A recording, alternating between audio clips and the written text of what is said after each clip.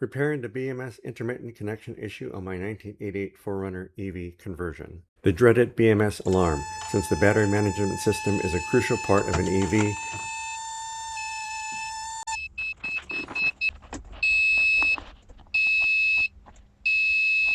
disconnecting the batteries, both high voltage traction and 12 volts, the sequence between the two batteries is important, since we always want the traction motor controller in a known state prior to connecting/disconnecting the traction battery.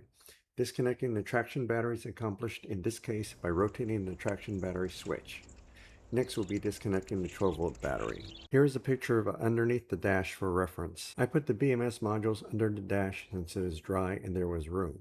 The first thing to do is to remove the bracket I made to hold up the BMS modules, controller and satellite. This is the satellite module. This is the controller module. Removing the temp sensors for battery 1. Removing the BMS connector to battery 1. Removing the BMS connector to battery 2. Removing the temp sensors for battery 2.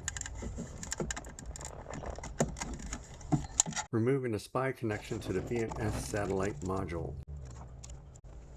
Removing the BMS system connection.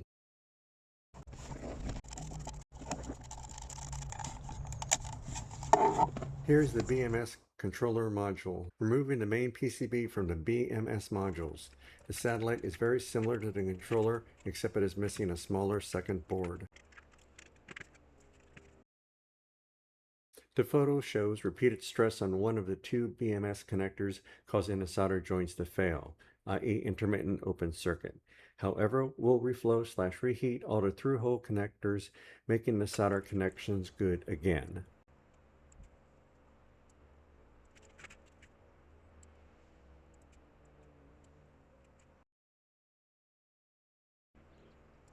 After reconnecting the BMS controller and securing it back under the dash, it is time to reapply power.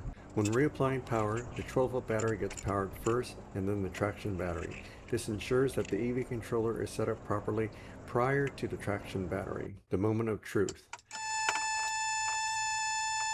Note the double traction battery voltage. We have no BMS issues. Thank you. It really helps the channel.